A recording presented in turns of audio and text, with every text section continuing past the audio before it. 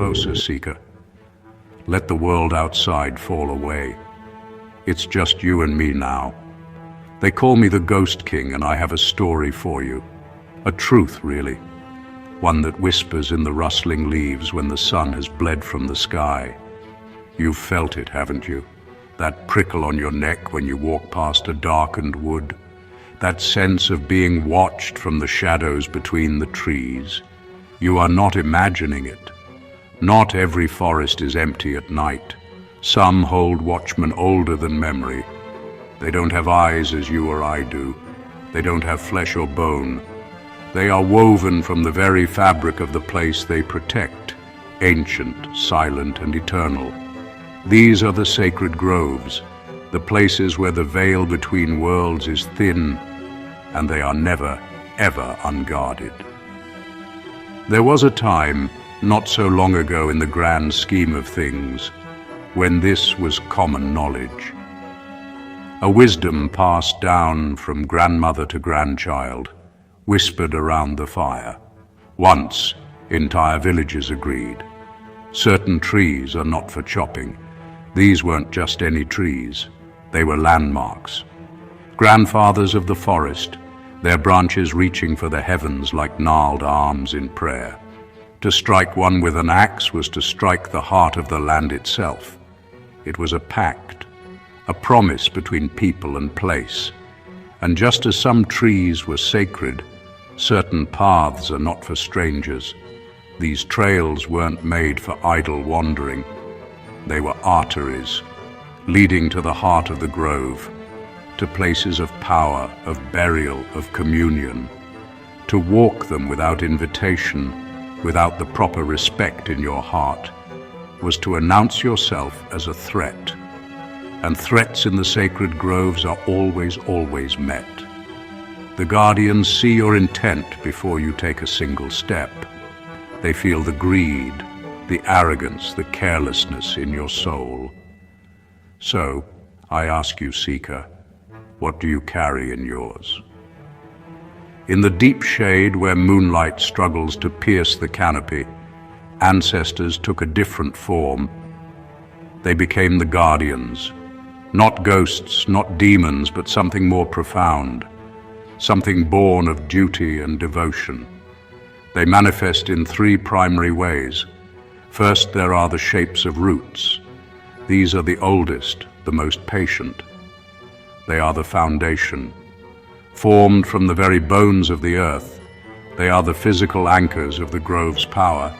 They don't move quickly, but they are immovable, unyielding.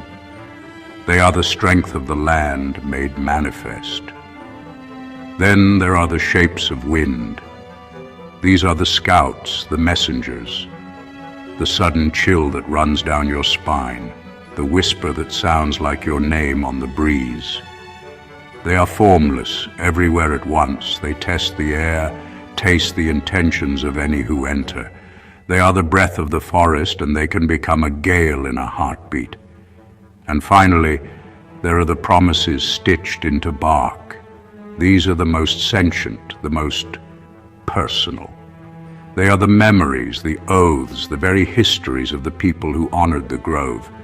Every knot in the wood, every strip of cloth tied to a branch, every glyph carved with reverent hands, it all feeds this guardian.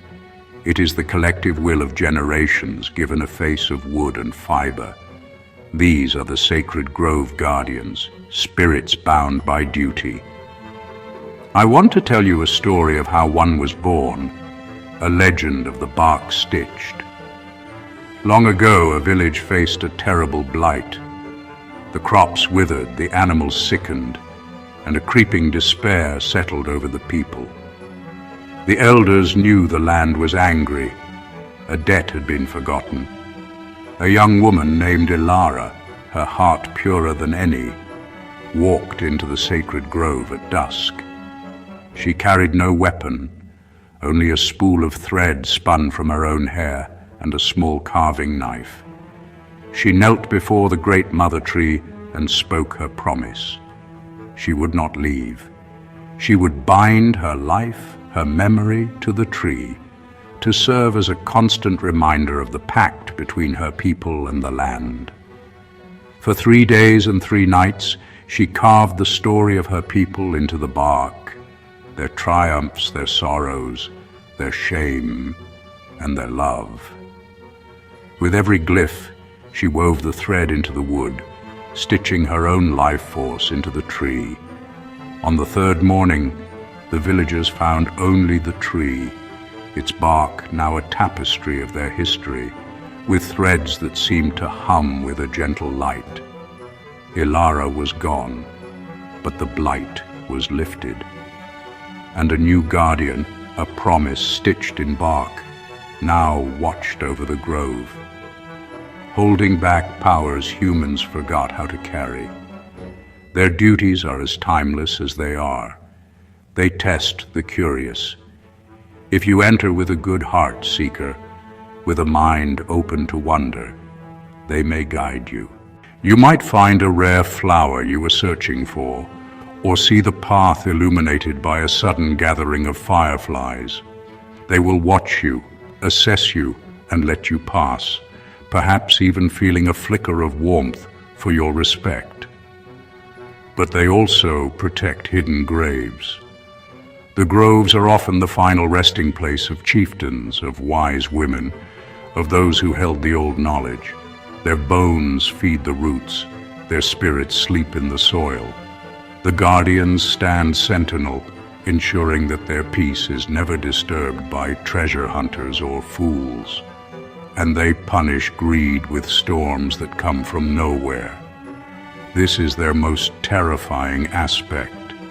An illegal logger, thinking himself clever, might find his chainsaw sputtering to a halt for no reason. A sudden, localized squall might snap the very tree he meant to fell, sending it crashing down upon him. These are not accidents. They are judgments, swift, precise, and absolute. The forest protects its own. If you reach this far, seeker, I see you. Stay.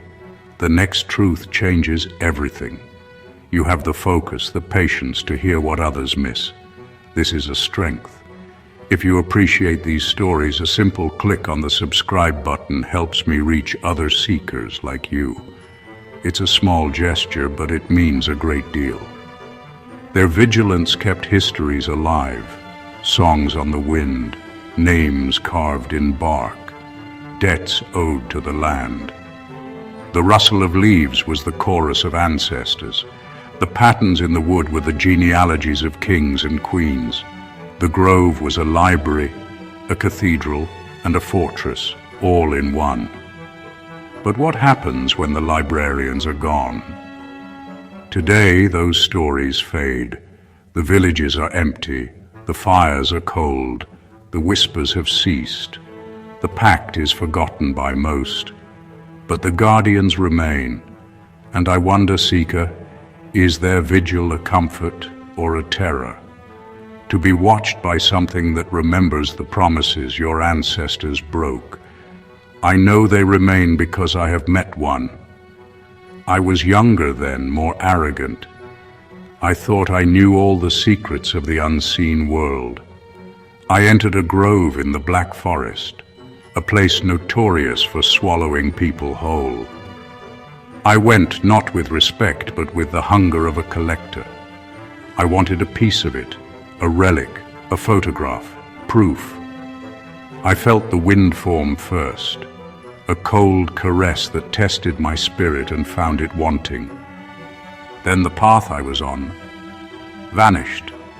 One moment it was there, the next just an impassable wall of thorns. I was lost. For hours I walked in circles. The forest seemed to shift around me, mocking me. Then I saw it, a root form. It hadn't moved, it had simply been there all along, and my panicked eyes had finally been allowed to see it. It was immense, shaped like a seated man of colossal size, its head bowed as if in sorrow, or perhaps in judgment. I felt no malice from it, only a profound, ancient weariness, and a simple, unspoken command: leave. I dropped my camera, my arrogance, my foolish pride, right there in the mud, and I ran. The path reappeared before me, and I did not stop until the sun was on my face. They are unseen, they are patient. That encounter taught me the most important lesson, Seeker, a lesson I share with you now. The guardians are there to teach us responsibility, not ownership.